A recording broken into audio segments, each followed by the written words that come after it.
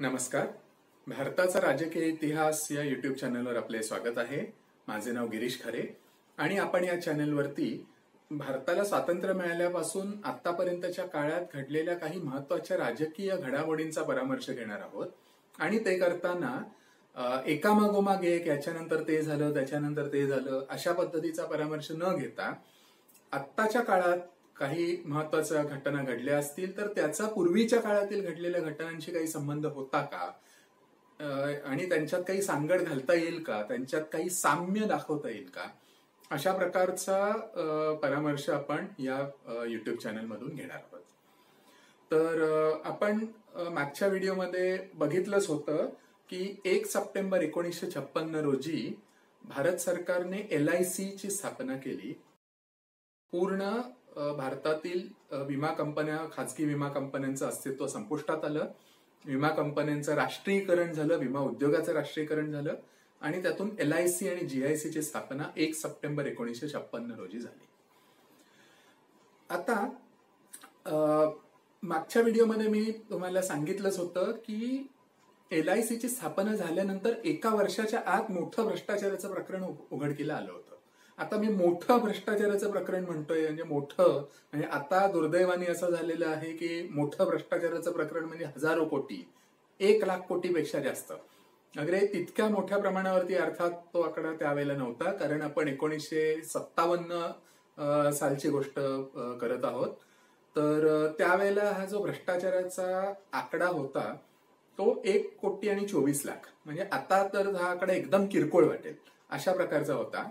पण हे भारताच्या इतिहासातलं, स्वतंत्र भारताच्या इतिहासातलं पहिलं राजकीय भ्रष्टाचाराचं प्रकरण असं म्हणून ते कुविख्यात आहे. आणि हे प्रकरण आहे हरिदास मुंद्रा प्रकरण.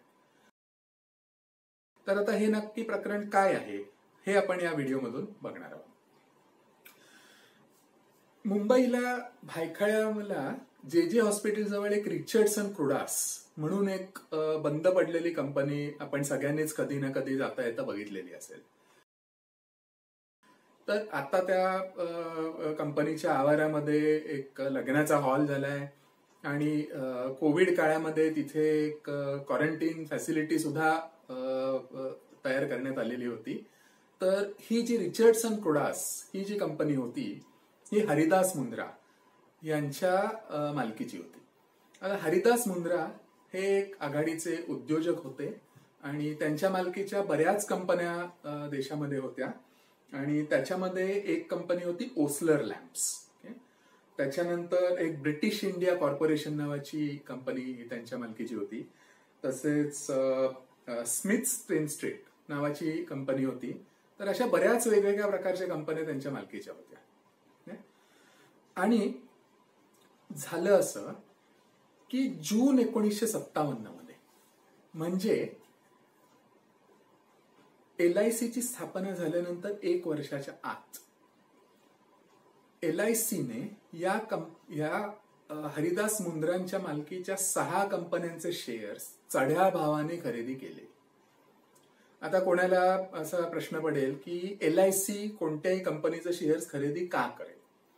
तर त्याच्या मागचं कारण असं की लोकांनी जे दिलेले प्रीमियम असतात तर त्या प्रीमियम मधून साधारण लोकांना जी काही नुकसान भरपाई द्यायची असेल तर त्याच्यासाठी किती पैसा लागेल हा त्याचा कॉर्पस म्हणतात, त्याचा फंड म्हणतात, हे विमा कंपनीकडे असतोच. आणि त्याच्याहून जो वरचा जो पैसा असतो तर तो अशा वेगवेगळ्या ठिकाणी गुंतवून चांगले रिटर्न्स म्हणता येईल किंवा चांगला परतावा मिळेल अशा प्रकारच्या कंपन्यांमध्ये गुंतवावेत, जेणेकरून LICला त्याचा फायदा होईल आणि कंपनीचा जो फंड आहे त्याची किंमत वाढेल. अशा प्रकारचं हे गणित असतं. तर त्या अंतर्गत LICने हरिदास मुंद्रांच्या कंपन्यांची जून 1957 मध्ये कंपन्यांच्या शेअर्सची खरेदी केली. आता याच्यात प्रश्न असा की त्यावेळेला या ज्या कंपन्या होत्या त्या मुंबई आणि कलकत्ता शेअर मार्केटवरती लिस्टेड होत्या. म्हणजे त्यावेळेला कलकत्ता शेअर मार्केटही होतं आणि हरिदास मुंद्रा हे मूळचे कलकत्त्याचे होते. तर त्या शेअर मार्केटवरती त्या कंपन्यांचे जे भाव चालू होते त्याच्यापेक्षा जास्त दराने LICने या कंपन्यांचे शेअर्स विकत घेतले. आता हे का घेतले असावेत? तर त्याचं कारण असं की हरिदास मुंद्रांच्या बऱ्याच कंपन्यांना आर्थिक अडचणींचा सामना करावा लागत होता. हरिदास मुंद्रांना पैशाची गरज होती. म्हणून त्यांनी काय केलं, तर आपल्या कंपनी त्यांच्याच स्वतःच्या कंपनीमध्ये जे काही शेअर होल्डिंग होतं त्याच्यापैकी काही हिस्सा हा LICला चढ्या भावाने विकला. आता ह्याच्यातून LICचा तोटा झाला का? तर नक्कीच झाला. त्याचं कारण असं की हरिदास मुंद्रा हे काही एकदम सच्चरित्राचे उद्योजक होते वगैरे असं अजिबात नाही. किंबहुना त्यांच्याविषयी अशा अनेक गोष्टी आहेत त्या म्हणजे त्यांचं जे चरित्र होतं हे थोडं संशयास्पद होतं. अशा प्रकारचं दर्शवणाऱ्या अशा अनेक गोष्टी होत्या. म्हणजे काय, उदाहरणार्थ तर त्यावेळेला आपण 1957ची गोष्ट करत आहोत, तर त्यावेळेला अर्थातच डीमॅट फॉर्म मध्ये शेअर्स नसायचे, तर शेअरची सर्टिफिकेट्स असायची, कागदी शेअर्स असायचे.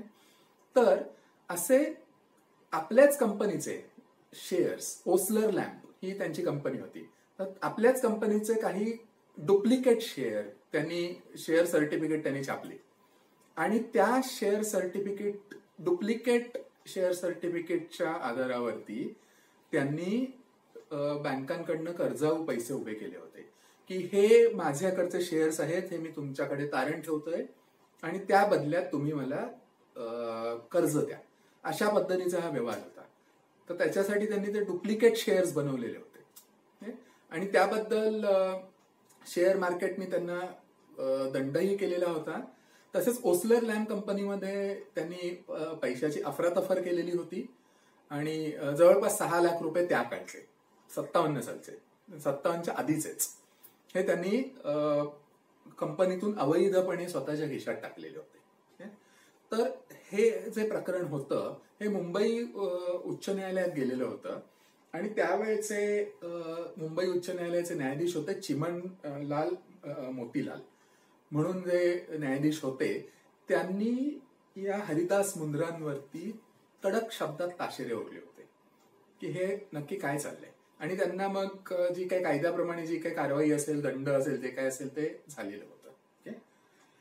इतकंच नाही तर रिझर्व्ह बँकेचे गव्हर्नर B. रामाराव त्यांनी भारत सरकारच्या अर्थ मंत्रालयाचे सचिव HM पटेल यांना एक पत्र लिहिलेलं होतं आणि त्याच्यामध्ये हरिदास मुंद्रांचे जे काही कारभार चालू आहे तो संशयास्पद आहे असं रिझर्व्ह बँकेच्या गव्हर्नरनी आपल्या पत्रात नमूद केलेलं होतं. इतकंच नाही तर स्वतः पंडित जवाहरलाल नेहरूंनी, पंतप्रधान, एका फाईलवरती कुठच्या तरी एक फाईलमध्ये त्यांच्या हरिदास मुंद्रांच्या कारभाराविषयी त्यांच्यापर्यंत माहिती गेली आणि त्या फाईलवरती त्यांनी रिमार्क लिहिलेला होता, असं नोंद केलेली होती. ती स्वतः पंडित नेहरूंच्याच शब्दात सांगतो की reputation of this gentleman is not good. म्हणजे स्वतः पंडित नेहरू म्हणतायत की या माणसाचं चारित्र्य चांगलं नाही. अशा माणसाच्या कंपनीमध्ये शेअर्स LIC या सरकारी कंपनीने का विकत घ्यावे? तर त्याच्या माग, आणि ते सुद्धा चढ्या दराने. इतकंच नाही तर काही कंपन्यांचे जे प्रेफरन्स शेअर होल्डर्स असतात, म्हणजे कुठच्याही कंपनीमध्ये शेअर होल्डर्स जे असतात, शेअर धारक असतात, त्यांचे 2 प्रकार असतात. एक असतात ऑर्डिनरी शेअर होल्डर्स आणि दुसरे असतात प्रेफरन्स शेअर होल्डर्स. म्हणजे जो काही लाभांश कंपनी देते तो प्रेफरन्स शेअर होल्डर्सना ठराविक जो काही दर त्यांनी कबूल केलेला असेल त्या दराने लाभांश पहिल्यांदा द्यावा लागतो आणि तो दिल्यानंतर समजा काही पैसे कंपनीकडे शिल्लक असतील तर तो लाभांश इतर शेअर होल्डर्सना जातो. अशा प्रकारचं हे रचना असते. तर हरिदास मुंद्रांच्या मालकीच्या काही कंपन्यांच्या प्रेफरन्स शेअर होल्डर्सनाही डिव्हिडंड किंवा लाभांश 3 वर्ष दिला गेला नव्हता. अशा माणसाच्या, अशा चारित्र्यहीन उद्योजकाच्या कंपन्यांचे शेअर्स LIC या सरकारी कंपनीने खरेदी केले. आता यामध्ये भ्रष्टाचार होता का? होता. आणि तो उघडकीस कोणी आणला? तर परत हा भ्रष्टाचार उघडकीला आणणारे जे खासदार होते त्या खासदारांचं नाव होतं फिरोज गांधी. तेच फिरोज गांधी ज्यांनी आपण मागच्या व्हिडिओमध्ये बघितलं की त्यांनी रामकृष्ण दालमियांचा घोटाळा उघडकीला आणला. त्यांनीच हा हरिदास मुंद्रांचा घोटाळा 1957च्या डिसेंबर महिन्यामध्ये, 19 डिसेंबर 1957 या दिवशी फिरोज गांधींनी लोकसभेत भाषण केलं आणि त्याच्यामध्ये हा घोटाळा उघडकीला आणला. आता त्याच्यानंतर झालं काय की LICला साधारण जवळपास 1,24,00,000 म्हणजे जवळपास 1.25 कोटीचं नुकसान या सगळ्या व्यवहारामधून झालं. आणि त्यावेळेला ही रक्कम नक्कीच मोठी होती. आणि परत 1957 म्हणजे भारताला स्वातंत्र्य मिळून अवघी 10 वर्ष झाली होती. आणि स्वातंत्र्य लढ्याच्या वेळची जी उच्च मूल्य होती की सार्वजनिक जीवनातील प्रामाणिकपणा आणि भ्रष्टाचारापासून दूर राहणं वगैरे, स्वतः जी गांधीजींची मूल्य होती किंवा स्वातंत्र्य लढ्यातील इतर मूल्य होती, त्याचा प्रभाव जनमानसावरती कितीतरी जास्त होता आता आहे त्याच्यापेक्षा. त्याच्यामुळे नेहरूंच्या सरकारवरती परत दबाव आला की या प्रकरणाची चौकशी करा. आणि म्हणून नेहरूंच्या सरकारने न्यायमूर्ती MC छागला यांच्या अध्यक्षतेखाली एक समिती नेमली, एक आयोग नेमला की या प्रकरणाची चौकशी करा. आणि या आयोगाने अवघ्या 2 महिन्यामध्ये आपला प्राथमिक अहवाल सरकारला सादर केला. म्हणजे आता आपण दुर्दैवाने बघतो की कुठच्या चौकशी समिती किंवा चौकशी आयोग जो असेल त्याला त्याचं काम वर्षानुवर्ष चालतं. त्याला 50 वेळेला मुदतवाढ दिली जाते आणि हळूहळू लोक ते झालेलं प्रकरण विसरून जातात. पण त्यावेळेला ते ही पद्धत रूढ व्हायची होती, त्याच्या आधीची ही गोष्ट आहे. आणि MC छागलांनी न्यायमूर्ती तेव्हा काही व्यक्तींविरुद्ध ताशेरे ओढले होते की या व्यक्ती या घोटाळ्याला, LICला झालेल्या नुकसानीला, LIC सरकारी कंपनी म्हणजे सरकारी कंपनीला झालेलं नुकसान म्हणजे देशाला झालेलं नुकसान, त्या नुकसानीला जबाबदार आहेत. त्यातलं पहिली व्यक्ती होती पंडित नेहरूंच्या सरकारमधील अर्थमंत्री TT कृष्णम्माचारी. त्याच्यानंतर दुसरी व्यक्ती होती अर्थ मंत्रालयाचे सचिव HM पटेल. तेच HM पटेल ज्यांना रिझर्व्ह बँकेच्या गव्हर्नरनी पत्र लिहून कळवलं होतं की हरिदास मुंद्राचे व्यवहार हे स्वच्छ नाहीत, तेच HM पटेल. त्याचप्रमाणे LICचे वैद्यनाथन म्हणून एक इन्व्हेस्टमेंट कमिटी होती LICची, त्याचे प्रमुख होते. म्हणजे इन्व्हेस्टमेंट कमिटी हा निर्णय घेते की नक्की कुठे गुंतवणूक करायची, LIC कडे जे काही फंड आहेत, जे काही पैसे आहेत त्याची. तर त्याचे प्रमुख होते वैद्यनाथन. असे काही लोक होते, त्यांच्या विरुद्ध ताशेरे या छागला समितीने ओढलेले होते. आता हे TT कृष्णम्माचारी कोण होते? तर आता आपण सगळ्यांनीच TTK प्रेस्टीज ही प्रेशर कुकर चं उत्पादन करणाऱ्या कंपनीचं नाव ऐकलेलं आहे. बऱ्याच आपल्यापैकी बऱ्याच जणांच्या घरी प्रेस्टीजचे प्रेशर कुकर असतील सुद्धा. तर TTK प्रेस्टीज, आता यातलं TTK म्हणजे काय? तर TT कृष्णम्माचारी. तर हे TT कृष्णम्माचारी हेही उद्योजक होते आणि त्यांच्या मालकीची ही जी काही कंपन्या होत्या त्याच्यामध्ये ही प्रेस्टीज प्रेशर कुकर कंपनी होती. हे अर्थमंत्री कधी झाले? तर LICची स्थापना व्हायच्या अवघे 2 दिवस आधी. त्याचं झालं असं की 1952 सालच्या निवडणुकांनंतर चिंतामणराव देशमुख हे महाराष्ट्रातले प्रकांड पंडित म्हणता येतील अशा प्रकारचे एक अत्यंत आदरणीय व्यक्तिमत्व असे अर्थमंत्री पंडित नेहरूंच्या सरकारमध्ये होते. पण 24 जुलै 1956 रोजी त्यांनी संयुक्त महाराष्ट्राच्या प्रश्नावरून अर्थमंत्री पदाचा राजीनामा दिला. त्यांनी असं म्हटलं की नेहरूंचा संयुक्त महाराष्ट्र द्यायला विरोध होता त्यावेळेला आणि ते काही चिंतामणराव देशमुखांना पटलं नाही, म्हणून त्यांनी आपल्या पदाचा राजीनामा दिला. त्याच्यानंतर 1 महिन्यामध्ये पंडित नेहरूंनी अर्थमंत्री पदावरती TT कृष्णम्माचारींची नियुक्ती केली. तोपर्यंत टीटी कृष्णम्माचारी मंत्रिमंडळात होते, पण ते कॉमर्स मिनिस्टर म्हणजे ज्याला व्यापार आणि उद्योग मंत्री म्हणता येईल या खात्याचा कार्यभार ते बघत होते. तर त्यांना अर्थमंत्री पंडित नेहरूंनी LICची स्थापना व्हायच्या 2 दिवस आधी फक्त केलेलं होतं. त्याच्यानंतर हे एच.एम. पटेल होते, हे ICS ऑफिसर होते. म्हणजे आता जे IAS आहे, भारत स्वतंत्र झाल्यानंतर इंडियन ऍडमिनिस्ट्रेटिव्ह सर्व्हिस आहे, तशी ब्रिटिश काळामध्ये इंडियन सिव्हिल सर्व्हिस होती. त्याचे जे अधिकारी होते, त्यातले काही भारतीय अधिकारी होते, त्याच्यामधले हे ICS ऑफिसर होते. तर अशा प्रकारे या तिघांवरती ठपका या छागला न्यायमूर्ती छागलांच्या चौकशी आयोगाने ठेवला होता. त्याच्यानंतर झालं असं की 18 फेब्रुवारी 1958 रोजी टीटी कृष्णम्माचारींना राजीनामा द्यावा लागला. हा ठपका त्यांच्या विरुद्ध ठेवला म्हणून. आणि हा पण पंडित नेहरूंना लागलेला खूप मोठा धक्का होता की त्यांचं झालं असं की 2 वर्ष उलटतायत, म्हणजे 2 वर्षापूर्वीच त्यांच्या स्वतःच्या जावयाने एक भ्रष्टाचाराचं प्रकरण लोकसभेमध्ये उघडकीला आणलं. ते होतं रामकृष्ण दालमियांचं.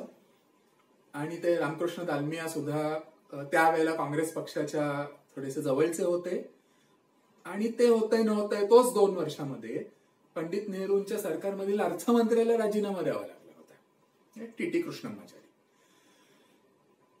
आणि मग त्या हरिदास मुंद्रांचं पुढे काय झालं तर जसा छागला यांच्या आयोगाचा अहवाल आला तोपर्यंत हरिदास मुंद्रा हे स्वतःच्याच गुरमीमध्ये होते.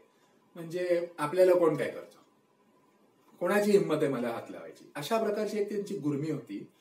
आणि ते दिल्लीमधल्या क्लॅरिज या पंचतारांकित हॉटेलमध्ये सिगरेट पीत बसलेले होते आरामात, कशाचीही फिकीर न ठेवता.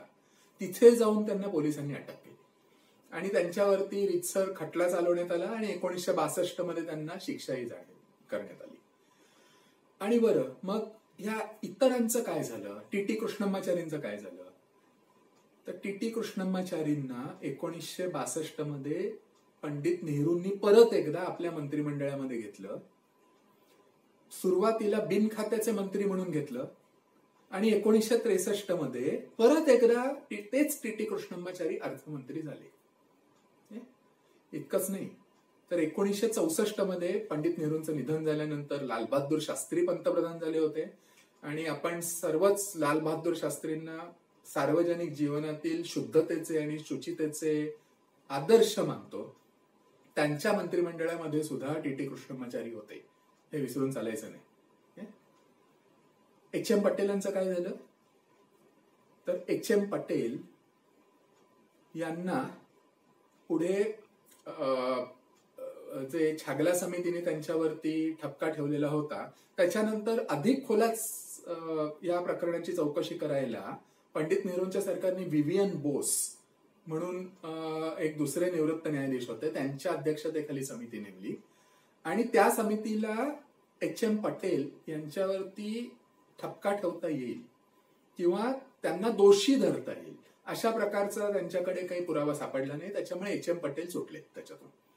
आणि मग पुढे त्यांचं काय झालं तर ते 1977 मध्ये जे जनता सरकार आलेलं होतं, आणीबाणीनंतर 1977च्या निवडणुका झाल्या, लोकसभा निवडणुका झाल्या, त्याच्यात पहिल्यांदाच काँग्रेस पक्षाचा पराभव झाला आणि इंदिरा गांधींचं सरकार त्याच्यामध्ये पराभूत झालं. आणि नंतर जे आलेलं सरकार होतं जनता पक्षाचं सरकार, मोरारजी देसाई हे त्याचे पंतप्रधान होते. त्या सरकारमध्ये एच.एम. पटेल अर्थमंत्री होते. इतकंच नाही तर 1971 मध्ये सुद्धा एच.एम. पटेल हे गुजरातमधील धंधुका या लोकसभा मतदारसंघातून स्वतंत्र पक्षाचे उमेदवार म्हणून निवडून गेलेले होते लोकसभेत. 1980 मध्ये त्यांचा पराभव झाला, पण 1984च्या निवडणुकांमध्ये सुद्धा एच.एम. पटेल जिंकलेले होते.